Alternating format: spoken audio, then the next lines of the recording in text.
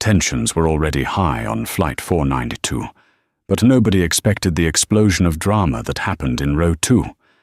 A young black girl sat quietly in first class, holding a worn-out teddy bear, when a wealthy socialite demanded she move to the back of the plane. The insults were vicious, the crew was dismissive, and the threat of arrest hung in the stale cabin air. But just as the police were called to drag the girl off the jet, a man in a faded army jacket stepped onto the plane, and the arrogant crew went deadly silent. What happens when prejudice meets power? You won't believe who her father really is. The recycled air of the Boeing 737 hummed with the quiet, expensive friction of first-class boarding. Monica, a petite 14-year-old with braids pulled back into a neat bun, pressed her back into the plush leather of seat 2A. She felt small, smaller than usual. It wasn't just her size.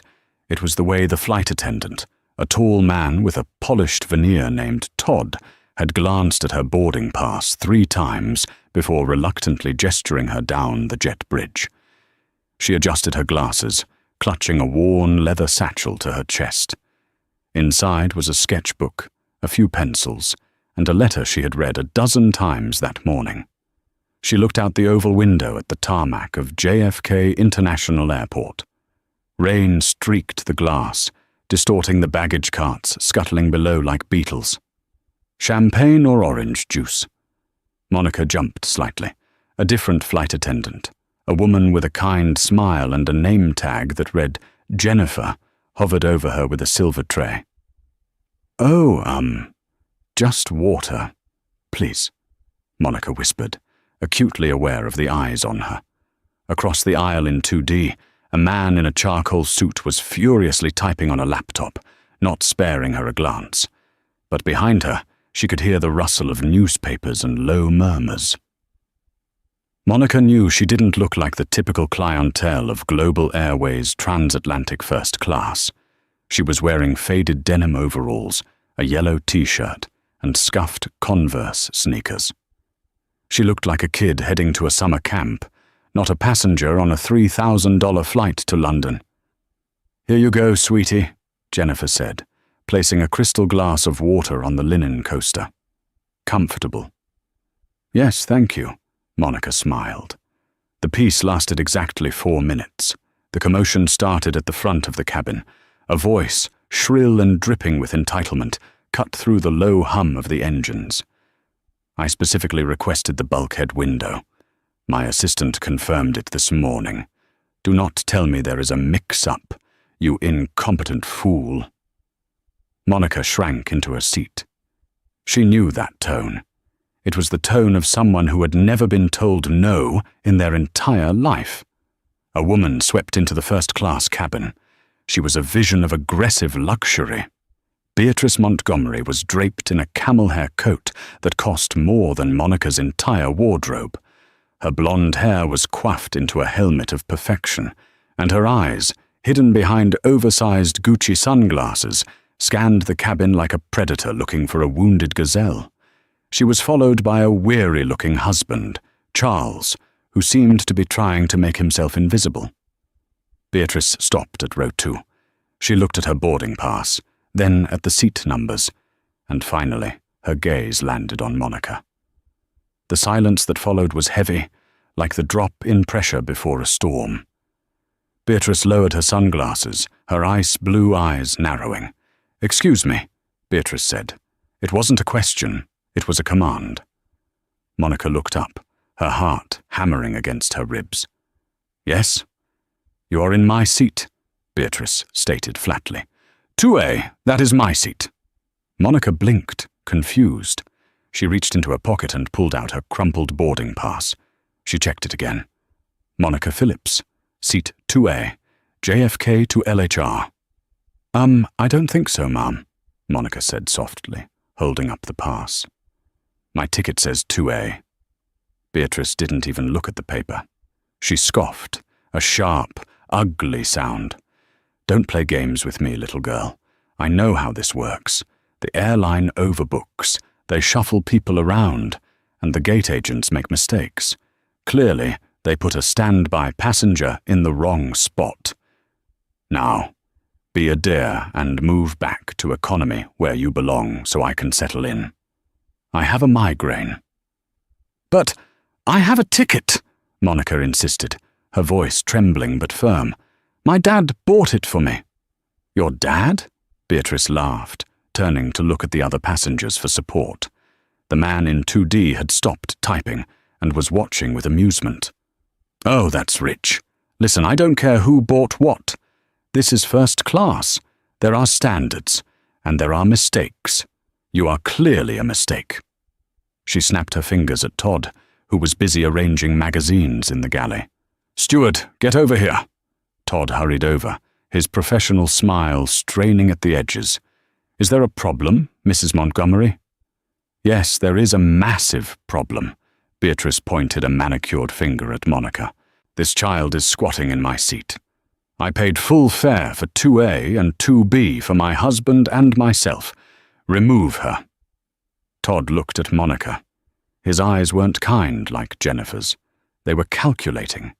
He saw a young black girl in overalls, alone, looking terrified. Then he saw Beatrice Montgomery, a Platinum Medallion member wearing a Rolex. The calculation took less than a second. "Miss," Todd said to Monica, his voice dropping an octave to sound authoritative. "I'm going to need to see your boarding pass." Monica handed it to him. Her hand was shaking. Todd studied it. He frowned. He flipped it over. He typed something into the handheld device he was carrying. The machine beeped green. It was valid. But Todd knew that Beatrice Montgomery was a frequent flyer who could make his life miserable with a single complaint letter to corporate. "There seems to be a system error," Todd lied smoothly. He looked at Beatrice. "Mrs. Montgomery, I apologize. The system shows her in 2A, but we clearly have a duplicate booking situation. If you'll just give me a moment." "I don't have a moment," Beatrice shrieked, slamming her Birkin bag onto the empty seat next to Monica. "I have a board meeting in London tomorrow. I need to sleep. I am not sitting in the middle, and I am certainly not sitting near the lavatory. Get her out of here." Monica felt the tears pricking her eyes. "I'm not moving," she whispered. "It's my seat." Beatrice leaned in close, her expensive perfume cloying and suffocating. "Listen to me, you little brat. You might think you've won some sort of lottery, getting to sit up here with the adults, but you are stealing. You are stealing comfort and space from people who actually earned it. Now get up, before I have security drag you off." The cabin was filling up now. Other passengers were filing past, their eyes darting between the weeping girl and the screaming woman. Most looked away, uncomfortable, preferring to pretend nothing was happening. But a few stopped to watch, treating it like live entertainment. "What's the hold-up?" a man in row 3 grumbled. "We're going to miss our slot." "This girl refuses to move from a seat she didn't pay for," Beatrice announced to the cabin, playing to the crowd. "Global Airways is apparently letting anyone into first class these days. It's a security risk, if you ask me. Where are her parents? Why is she unaccompanied?" Jennifer, the kinder flight attendant, hurried over from the galley, looking distressed. "Todd, what's going on?" "The pilot is asking why we aren't seating people." "She," Todd gestured at Monica, "is refusing to vacate Mrs. Montgomery's seat." Jennifer looked at Monica, then at the boarding pass in Todd's hand. "But Todd, I checked her in. The manifest lists Phillips in 2A. Mrs. Montgomery is in 3A. I saw it on the screen." The cabin went silent. Beatrice froze. "Excuse me," Beatrice hissed, turning her glare on Jennifer. "Are you calling me a liar?" "No, ma'am," Jennifer stammered, intimidated by the woman's ferocity. "I'm just saying the manifest. The manifest is wrong," Beatrice screamed. "I always sit in 2A. I have flown this route 40 times in the last 5 years." My profile has it as my preference. If this incompetence continues, I will have your job. Do you hear me? I know the VP of Customer Relations, personally." Todd stepped in front of Jennifer, cutting her off. He knew that arguing with a passenger like Beatrice was a losing battle, regardless of the facts. He needed to de-escalate, and the path of least resistance was moving the girl. "Mrs. Montgomery, please, lower your voice," Todd soothed. He turned back to Monica, his face hardening. "Miss Phillips, look. We have a very full flight. We have a situation where a Diamond Medallion member needs this seat. I can see that you... Well, perhaps there was a glitch with your ticket upgrade." "It wasn't an upgrade," Monica said, her voice gaining a sudden, surprising steeliness. "It was purchased full price." "Unlikely," Beatrice snorted. "Look at you." Todd, Beatrice's husband, Charles, finally spoke up from behind her. He looked embarrassed. Honey, maybe we just take row 3. It's fine." "Shut up, Charles," Beatrice snapped. "It is the principle. If we let them get away with this, what's next?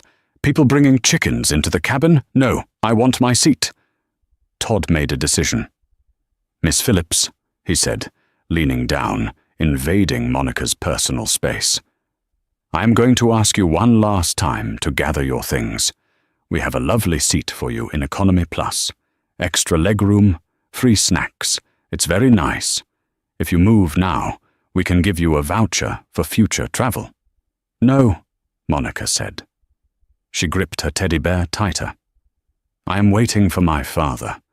He told me to sit here and wait for him." "Your father?" Todd looked around the cabin. "Is he on board?" "He's parking the car. He had to drop off the rental. He said he'd be right behind me." Beatrice let out a cruel, high-pitched laugh. "Oh, this is classic. The 'my daddy is coming' excuse.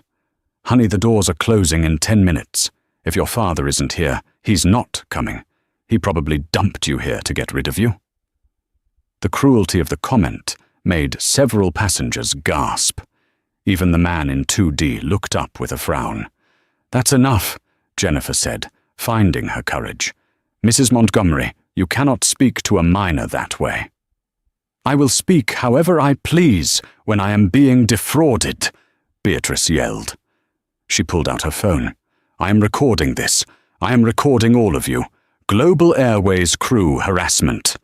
She pointed the camera phone right in Monica's face. Monica turned her head, shielding her eyes, humiliated. "Stop filming her!" Jennifer cried out. "I am documenting a crime," Beatrice shouted. "Theft of services." Todd grabbed the interphone. He had lost control of the cabin. "Captain, we have a disturbance in first class. A passenger refuses to deplane or change seats. We might need LEOs, law enforcement officers." Monica felt her stomach drop. Police. Her dad had warned her about situations like this. "Keep your hands visible. Speak clearly. Don't run." But she was just sitting in a seat. "You're calling the police?" Monica asked, her voice trembling. "You gave me no choice," Todd said coldly. "You are delaying the flight. That is a federal offense. I just want to wait for my dad." A tear rolled down Monica's cheek. "He's not coming, kid," the man in row 3 shouted out. "Just move so we can go." "Yeah, move it," another passenger from economy shouted, peering through the curtain. The mob mentality was setting in. They didn't care about justice. They cared about departure time. They saw a little girl in the way of their schedule, and they wanted her gone. Beatrice smirked, crossing her arms. She had won. She always won. She watched as Todd spoke in hushed tones to the pilot. A few moments later, the cockpit door opened. Captain Anderson, a man with silver hair and 4 stripes on his shoulder, stepped out. He looked annoyed. He didn't look at the manifest. He looked at the screaming woman in the expensive coat and the small black girl in overalls. Biases are fast. They happen in milliseconds. Anderson saw a problem. The girl and a solution. The woman who looked like she belonged there. "Young lady," Captain Anderson boomed, his voice carrying authority that usually commanded immediate obedience. "You are disrupting my flight. I have been told you hold an invalid boarding pass and are refusing crew instructions. Is this true?" "No, sir," Monica said, holding up her pass. "It's valid. Look." Anderson didn't take it. "I don't have time for this. If you do not vacate this seat in 30 seconds, I will have the Port Authority remove you, and you will be placed on the no-fly list. Do you understand what that means? You will be stranded here." "But my dad—" "I don't care about your father," Anderson snapped, checking his watch. "We have a slot to hit. Todd, grab her bag." Todd reached for Monica's satchel. "Don't touch my stuff," Monica cried, pulling it away. "Assault!" Beatrice screamed delightedly. "She attacked the crew. Did you see that? She's violent." "That's it," Captain Anderson said. "Get the police on the jet bridge, now." The sound of heavy boots echoed from the jet bridge tunnel. 2 Port Authority police officers, looking bored and irritated, appeared at the door. "What's the problem, Captain?" Officer Davis asked, his hand resting on his belt. "Disruptive passenger, trespassing in first class, refusing crew instructions, possible assault on a flight attendant." Beatrice rattled off the charges as if she were the prosecutor. Officer Davis looked at Monica. He saw a terrified child, but he also saw a captain telling him to do something. "All right, miss," Davis said, walking down the aisle, his handcuffs jingling softly. "Let's go. Don't make this hard." "Please," Monica begged, gripping the armrests until her knuckles turned white. "Please just check the computer. My name is Monica Phillips. My dad is—" "We can sort it out at the station," Davis said, reaching for her arm. Monica squeezed her eyes shut, preparing for the humiliation of being dragged out in handcuffs. She wished she could disappear. She wished the earth would swallow the plane whole. "Get your hands off her." The voice didn't come from the cabin. It came from the entryway of the plane. It wasn't loud, but it had a timbre that cut through the hysteria like a razor through silk. It was a voice that was used to being obeyed, not by shouting, but by the sheer weight of its presence. Everyone turned. Standing in the doorway of the 747 was a man. He was huge, filling the frame of the fuselage. He was wearing a faded green army field jacket, simple jeans and work boots. He was soaking wet from the rain. He held a duffel bag in one hand. But it wasn't his size that stopped the breath in Todd's throat. It was the look on his face. It was a look of pure, unadulterated fury, controlled by a terrifying discipline. "Dad!" Monica cried out, breaking the silence. The man stepped onto the plane. He didn't look at Monica. He looked straight at Officer Davis, whose hand was still hovering over Monica's arm. "I said," the man repeated, his voice dropping to a low growl, "remove your hand from my daughter. Immediately." The silence that descended on the first-class cabin was absolute, broken only by the rhythmic thrum of the auxiliary power unit and the sound of rain lashing against the fuselage.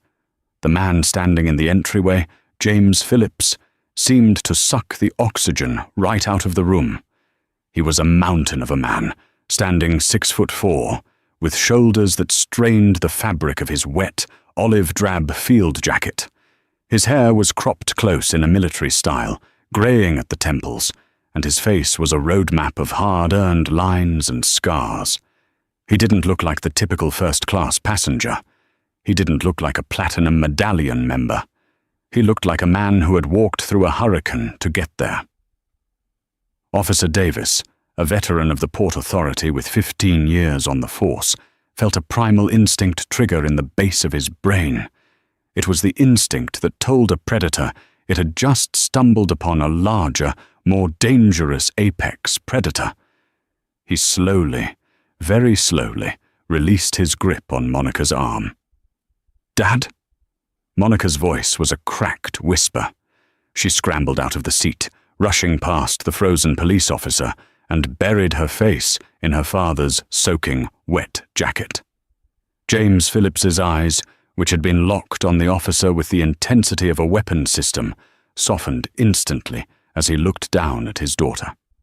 He wrapped a massive arm around her, shielding her from the cabin, from the crew, and from the accusations.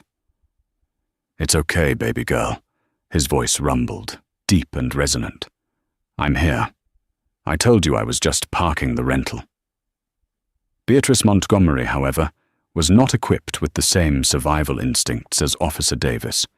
To her, James was just another interruption, another piece of debris on the runway of her life. She saw the faded jacket, the work boots, and the lack of a designer suit, and she made a calculation based on her prejudices. She saw poverty. She saw weakness. "Oh, wonderful!" Beatrice clapped her hands mockingly, the sound sharp and jarring in the quiet cabin. The father arrives, and looking like he just crawled out of a swamp.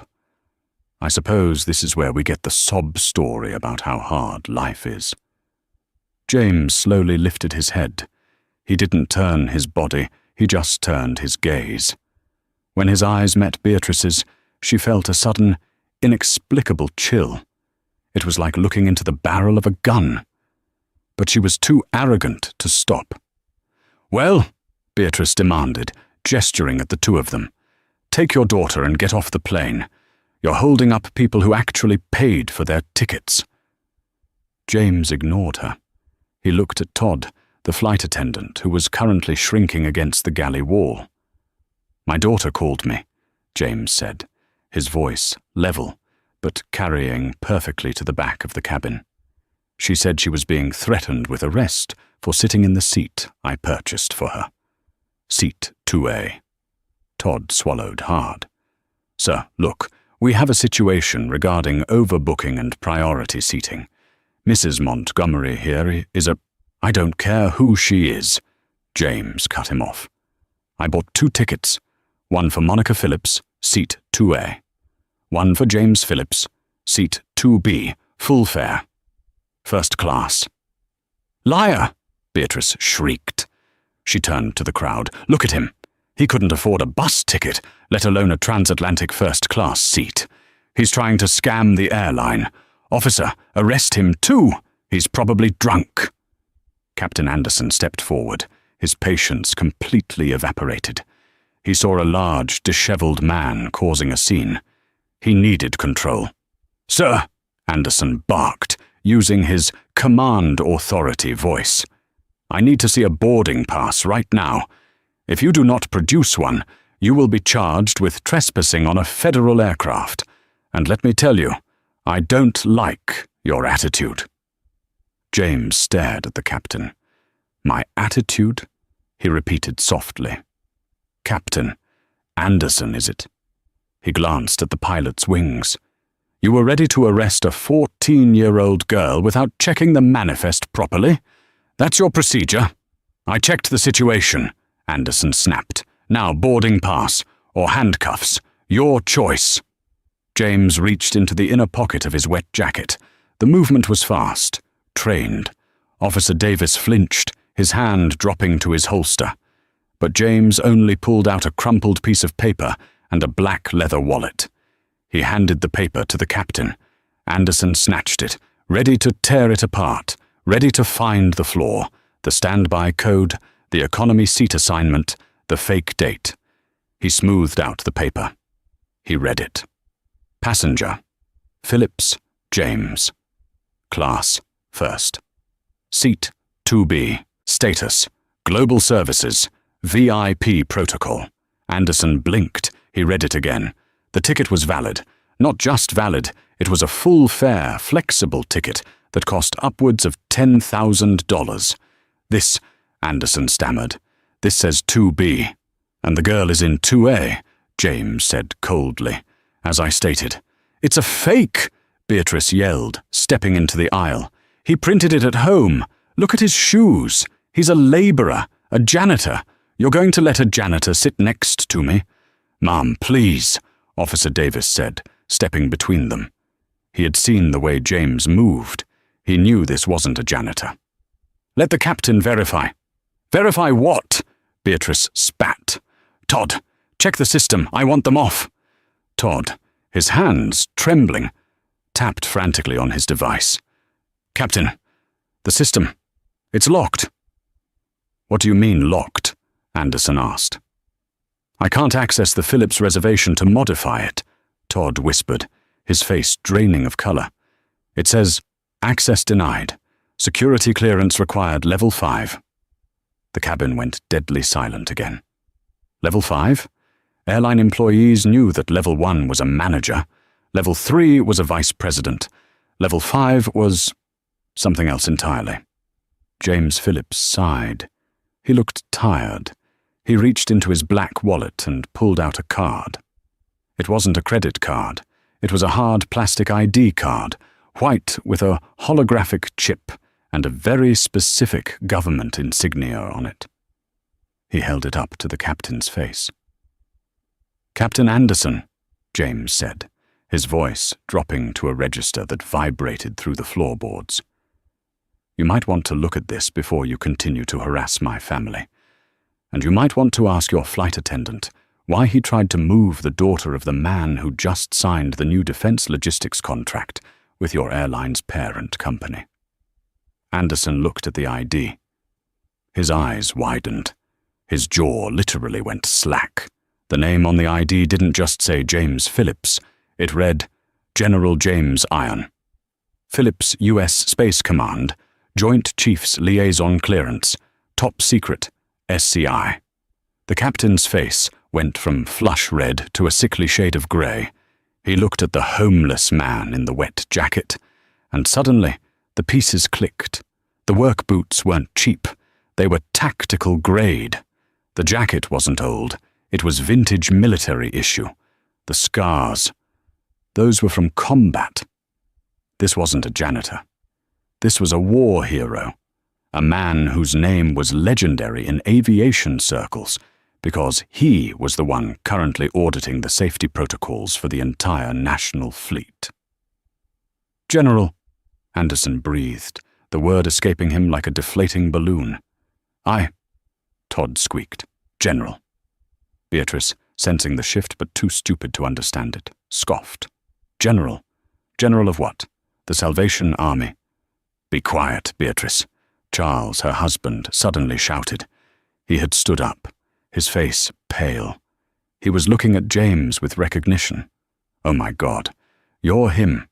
You're the one from the Time magazine cover last month, the Strategy of Silence article." James ignored Charles. He kept his eyes on the captain. "Captain Anderson," James said, "you were about to arrest my daughter because this woman," he gestured to Beatrice without looking at her, "decided she deserved my daughter's seat. And you, without verifying the manifest or the passenger status, agreed. Is that correct?" "Sir, I was told there was a disturbance," Anderson stammered. He was sweating now, profusely. "A disturbance," James repeated. "My 14-year-old daughter sitting quietly with a teddy bear is a disturbance?" "She refused to move," Beatrice interjected, though her voice wavered slightly. "It's my seat. I have status." James turned to Beatrice. He stepped closer. He towered over her. He didn't yell. He didn't need to.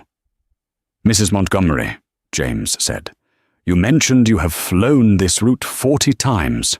"Yes." Beatrice lifted her chin. "I am a Diamond Medallion member." James nodded slowly. "And you think that gives you the right to abuse a child?" I have rights." "You have a ticket," James corrected her. "A ticket is a contract that can be voided." James turned back to the captain. "Captain, I am formally requesting that this passenger be removed from the flight." The air in the cabin seemed to freeze. "What?" Beatrice laughed nervously. "You can't be serious." "Captain, tell him who I am." Captain Anderson looked at Beatrice. Then he looked at the general.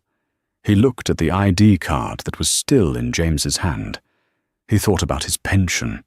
He thought about the audit that General Phillips was leading. He thought about the PR nightmare of arresting a general's daughter. "Mrs. Montgomery," Captain Anderson said, his voice tight, "I'm going to have to ask you to collect your things." For a solid 3 seconds, Beatrice Montgomery did not process the English language. Her brain, wired for decades of privilege and deference, simply rejected the input. "Excuse me," she whispered. "You are disrupting the flight," Captain Anderson said, repeating the exact words he had used on Monica only moments before.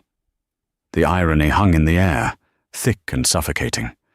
"You have verbally assaulted a minor. You have created a hostile environment, and you are delaying departure." You are kicking me off?" Beatrice screamed. Her sunglasses fell off her head, clattering onto the floor. "Do you know who my husband is? Charles. Do something." Charles Montgomery, who was currently shrinking into seat 2D as if he wished to become part of the upholstery, looked at his wife. He looked at the general. "B," Charles said quietly. "Let's just go." "No," she shrieked. "I am not going anywhere. This is reverse discrimination. This is a conspiracy. I paid for these seats. And I am revoking your ticket under Section 4, Paragraph B of the carriage contract regarding abusive behavior toward passengers and crew," Anderson recited. He was desperate to salvage the situation with the general. He turned to the police officers. "Officer Davis, please remove this passenger." The twist was delicious. The passengers in the cabin, who had been grumbling about the delay, suddenly found themselves witnessing the greatest karmic retribution of their lives.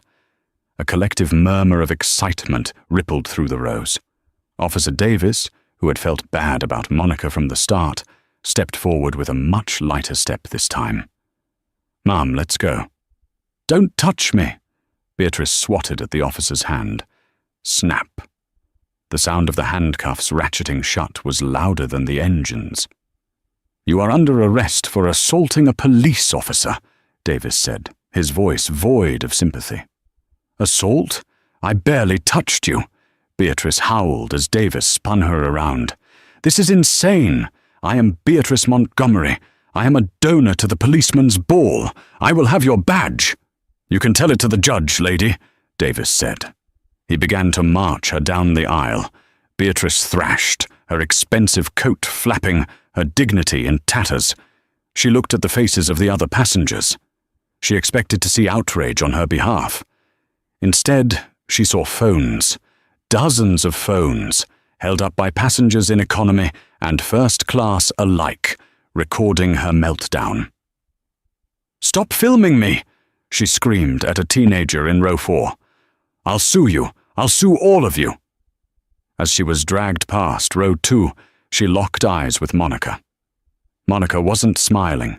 She wasn't gloating. She just looked sad. She looked at this grown woman, destroying herself over a chair. "Charles!" Beatrice screamed back at the first-class cabin as she reached the door. "Charles, are you coming?" Charles Montgomery stood up. He picked up his briefcase. He looked at the empty seat next to him where his wife had been. He looked at the general, then at the flight attendants. "Actually," Charles said, his voice trembling but growing stronger, I think I'll stay. I have a meeting in London I really can't miss." The cabin gasped.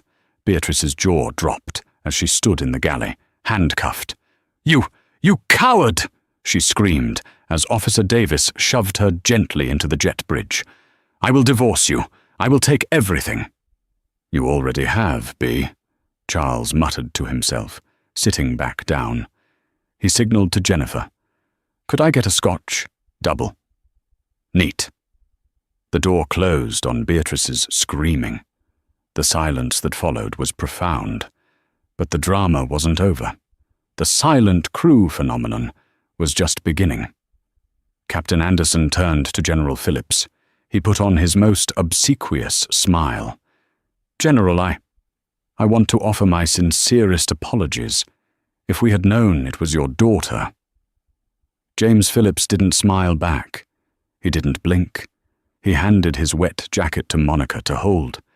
He stood in the aisle, blocking the path to the cockpit. "If you had known it was my daughter," James repeated slowly. "That's the problem, Captain. You shouldn't have to know who her father is to treat her with basic human dignity." "Sir, I was misinformed by the flight attendant." Anderson tried to pass the buck. James turned his gaze to Todd. Todd looked like he was about to faint. He was holding a tray of hot towels, and they were shaking so hard they looked like they were dancing. "Todd," James said, reading the name tag. "You lied to the captain. You said my daughter was refusing instructions. You said there was a system error when there wasn't. You saw a wealthy white woman and a young black girl, and you made a choice about who was valuable and who was disposable." I was just trying to keep the peace," Todd whispered, tears forming in his eyes. "No," James said. "You were taking the path of least resistance, and in doing so, you broke Federal Aviation Regulation 04 regarding passenger discrimination." James pulled out his phone. He dialed a number. He put it on speaker. "Operations, this is Phillips," James said into the phone. "General Phillips." The voice on the other end cracked with immediate attention. It was the CEO of Global Airways. "To what do we owe the pleasure? Are you airborne yet?" "No, Bill," James said, his eyes locked on Captain Anderson. "We are not airborne. I am currently standing in the cabin of Flight 492. I need you to suspend the flight crew immediately." "Suspend them?" The CEO's voice was audible to the entire front cabin. "Why? What happened?" "Gross misconduct, racial profiling, attempted unlawful arrest of a minor, and—" James paused, looking at the captain. "Failure of command. Captain Anderson allowed a passenger to commandeer his aircraft and dictate security procedures based on bias. I do not feel safe flying with this crew, Bill. And if I don't feel safe, I don't think the United States military feels safe putting its personnel on your airline anymore." The color drained from Captain Anderson's face completely. He knew what that meant. The military contract was worth billions. It was the airline's lifeline. "General, please," Anderson begged, his dignity gone. "I have 20 years of service. I have a mortgage. Please." "You should have thought about that before you tried to handcuff my 14-year-old over a seat assignment," James said. "Send a relief crew, Bill," James said into the phone. "We will wait." "On it," the CEO said. "They are being dispatched from the reserve pool now. The current crew is to deplane immediately and report to my office." The call ended. James looked at the captain, then at Todd. "Get off the plane." It was a walk of shame that rivaled Beatrice's. Captain Anderson, a man who had walked through terminals like a god for 2 decades, gathered his flight bag. He couldn't look the passengers in the eye. He walked past James Phillips with his head down. Todd followed, sobbing openly now. The first-class cabin was left with only one flight attendant, Jennifer. She was standing in the galley, looking terrified that she was next. James walked over to her. The entire cabin held its breath. "You," James said. Jennifer flinched. "Yes, sir." "I heard you," James said softly. "When I was in the tunnel. I heard you try to stop them. You told them to stop filming. You told them the manifest was correct." Jennifer nodded, her hands shaking. "Thank you," James said. He reached out and shook her hand. "You're the only one on this crew who deserves to wear those wings." He turned to the cabin. "Folks, I apologize for the delay. We're going to have to wait about an hour for a new pilot and purser. Drinks are on me." He sat down in seat 2B next to his daughter. Monica leaned her head on his shoulder. "I was scared, Dad," she whispered. "I know, baby." He kissed the top of her head. But remember what I told you. Dignity isn't something people give you. It's something you keep, no matter what they try to take. The cabin was quiet, but the energy had shifted. The man in 2D, Charles, raised his glass of scotch toward James, a silent toast of respect, and perhaps an apology. But as the passengers settled in for the wait, they didn't realize that the story wasn't over. The video of Beatrice screaming was already uploading to Twitter, and the real-life karma was about to hit much harder than just being kicked off a plane. The atmosphere on Flight 492 had undergone a complete metamorphosis. The tension that had choked the cabin was replaced by a strange, communal sense of relief and camaraderie. The relief crew, scrambled from the reserve pool, had arrived within 45 minutes. They were hand-picked, the best of the best, briefed by the CEO himself to ensure not a single feather was ruffled for the remainder of the journey. The new purser, a woman named Sarah with 20 years of experience, treated Monica not just with respect, but with a genuine warmth that melted the icy residue of the last hour. She didn't fawn over them because of the general's rank. She treated them well because she had heard what happened, and she was horrified. "Hot cocoa, Miss Phillips?" Sarah asked, placing a steaming porcelain mug on Monica's tray table. "I added extra marshmallows. I heard they're good for the soul." Monica smiled, a real smile this time. "Thank you." James sat beside her, his large frame relaxing for the first time. He had changed out of his wet field jacket into a fresh shirt from his carry-on. He was working on a laptop, reviewing the very safety audit documents that would determine the future of Global Airways. But every few minutes, he would stop and check on Monica. "You okay, kiddo?" "I'm okay, Dad." "That lady, was she crazy?" "No," James said, his voice low. "She wasn't crazy. She was entitled. There's a difference. Crazy you can help. Entitlement is a choice." While the flight cruised smoothly at 35,000 feet over the dark Atlantic, a different kind of storm was raging on the ground. A storm made of zeros and ones, traveling at the speed of light. The passengers of Flight 492 had not been idle during the delay. The videos taken of Beatrice Montgomery, screaming, abusing the crew, and being dragged off in handcuffs, had hit the internet. The first video was posted to TikTok by the teenager in row 4. It was captioned, "Karen tries to kick a little girl out of first class, finds out her dad is a literal general." Karma. Flight 492, as you fucked around, found out. Within an hour, it had 10,000 views. By the time the wheels of the 777 retracted, it had 1 million. The algorithm fed the beast. People were outraged. They saw the tears on Monica's face. They saw the sneer on Beatrice's lip. They heard the vile comments about the janitor. And then they saw the climax. The general stepping in. The ID card. The realization of who he was. It was cinematic. It was perfect justice. And the internet detectives went to work. Beatrice Montgomery wasn't just a random passenger. She was the vice president of marketing for Luxora, a high-end skincare brand that prided itself on purity and class. She was a public figure. In a holding cell at JFK, Beatrice sat on a cold metal bench. Her coat was wrinkled.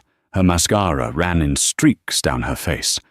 She had used her one phone call to scream at her personal lawyer, demanding he sue the airline, the police, and the fake general. She had no idea that while she was sitting there, her LinkedIn profile was being bombarded.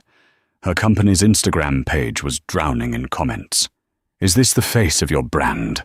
A woman who screams at children? Boycotting Luxora until Beatrice Montgomery is fired. Racism isn't good for the skin, apparently."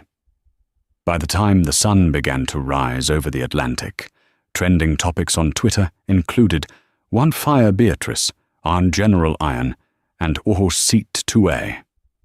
Back on the plane, Charles Montgomery was oblivious to the digital inferno destroying his wife's reputation.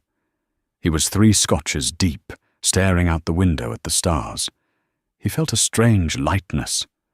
For 10 years he had lived in Beatrice's shadow, apologizing for her outbursts, smoothing over her cruelty, and shrinking himself to fit her narrative. He looked across the aisle at James Phillips. The general was asleep now, his head resting awkwardly against the window. He looked peaceful.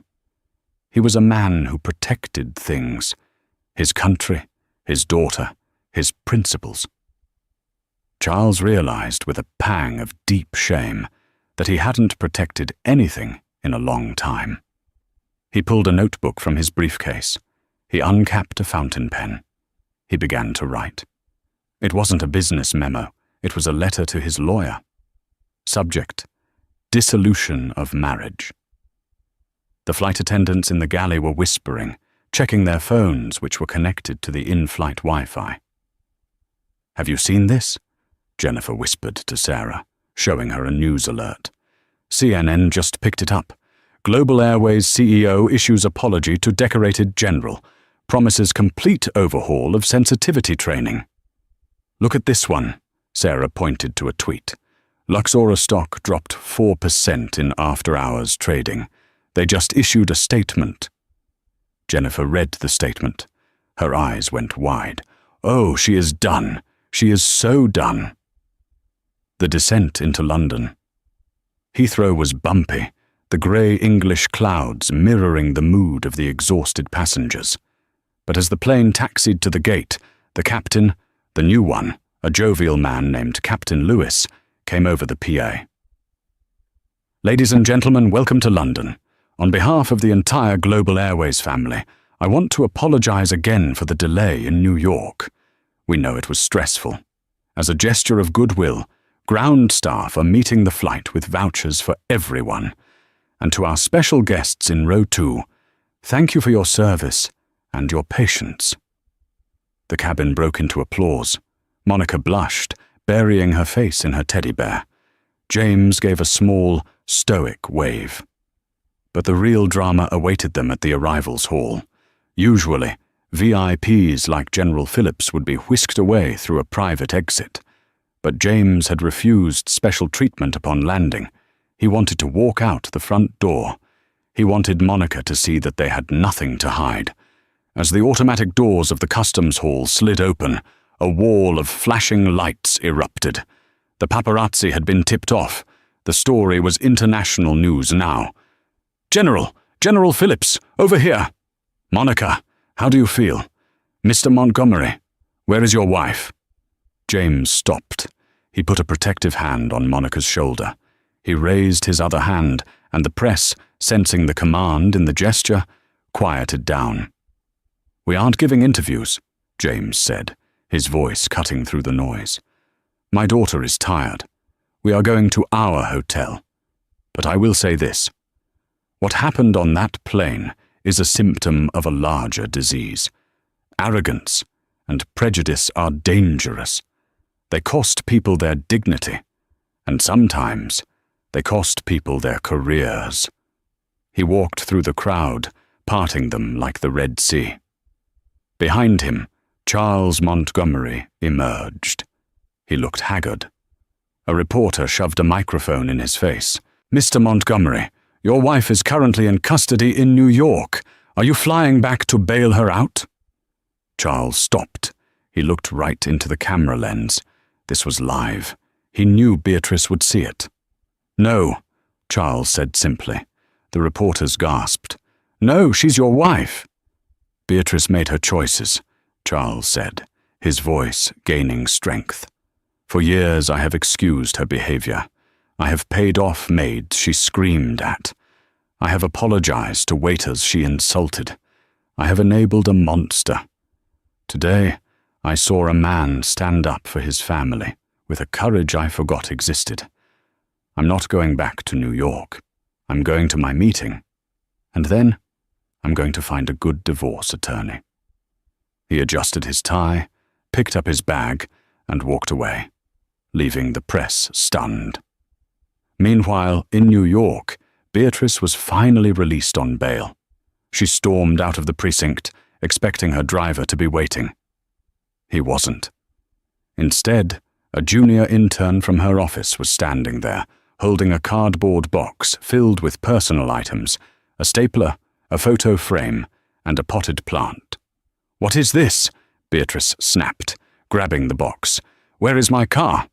"The car is company property, Miss Montgomery," the intern said, looking terrified. "The board of directors met this morning. Effective immediately, you are terminated for cause. Clause 14. Conduct bringing disrepute to the brand." "They can't fire me," Beatrice screamed, dropping the box on the sidewalk. "I am the brand. They also cancelled your severance package," the intern added, backing away. "And, your husband called the office. He cancelled your joint credit cards." Beatrice stood on the dirty sidewalk of Queens, the rain beginning to fall again. She reached for her phone to call an Uber, but realized her phone was dead. She had no car, no job, no husband. And as a group of teenagers walked by, recognized her, and started filming, she realized she had no anonymity left either. She was the first-class racist, and the internet never forgets. Back in London, James and Monica were sitting in a quiet hotel suite overlooking Hyde Park. James was on the phone with his JAG, Judge Advocate General, lawyers. "Yes," James was saying, "I want to press charges, not for me, for the girl, emotional distress, civil rights violation. And I want Global Airways to donate the settlement to the STEM program for underprivileged youth in Chicago. All of it." He hung up. Monica was sketching in her book. She was drawing the plane, but she had drawn herself as a superhero, and her dad as a giant shield. "Dad? Yeah, baby? Is that lady going to jail?" "Maybe," James said. "She assaulted an officer. That's serious. But the real punishment is that she has to live with herself. And now, the whole world knows who she really is. That's a heavy weight to carry." 6 months later, the seasons had changed. The biting cold of that rainy New York day had given way to the golden warmth of early autumn. In a gallery in downtown Chicago, the room was buzzing with quiet energy.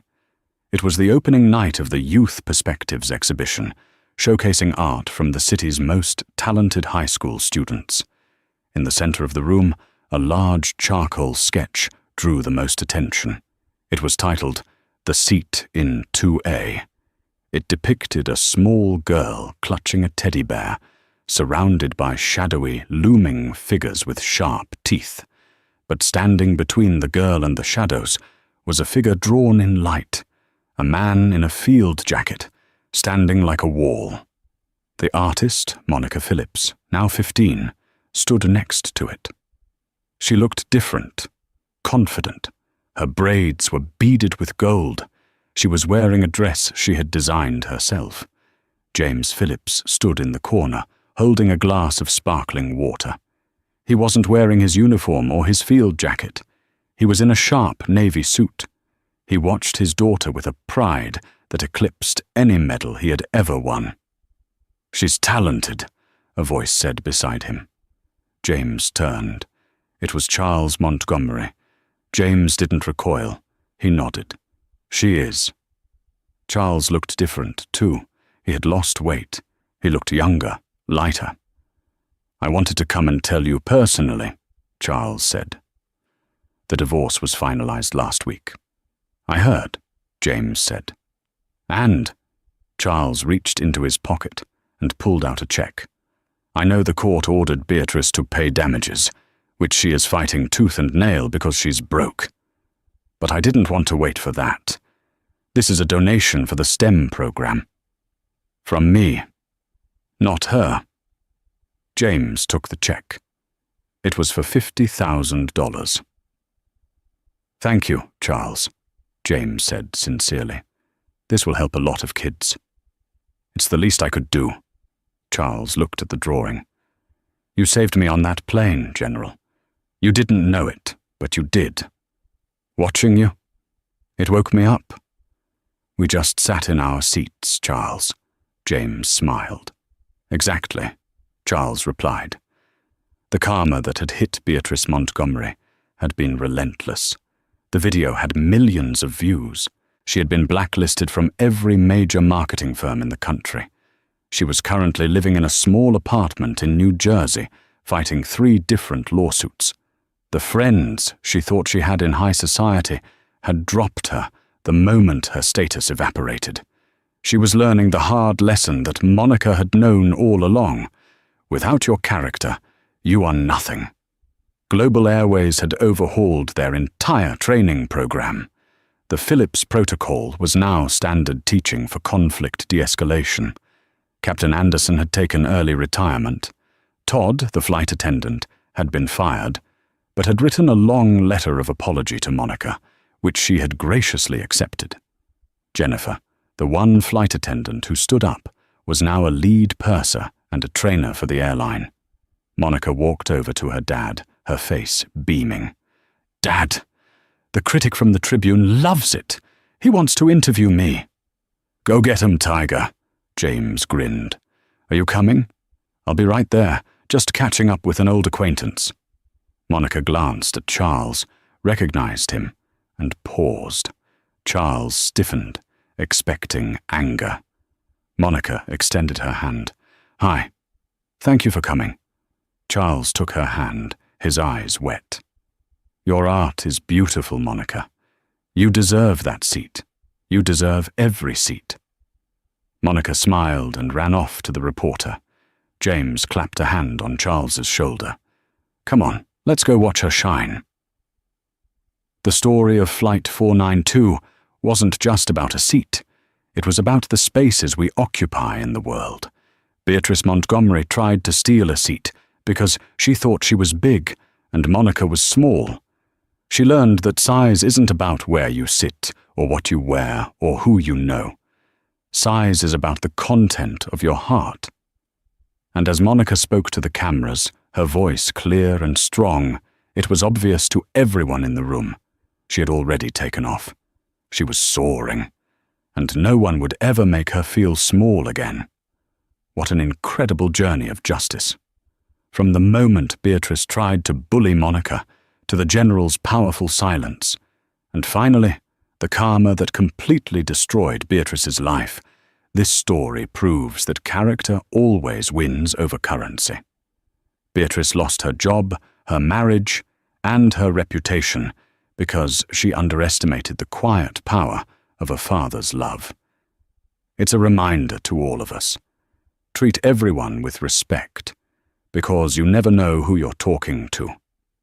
If this story moved you, or if you've ever had to deal with an entitled Karen in your own life, please hit that like button. It really helps the channel. Don't forget to share this video with your friends to spread the message, and subscribe for more real-life drama stories where justice is always served. Thanks for watching.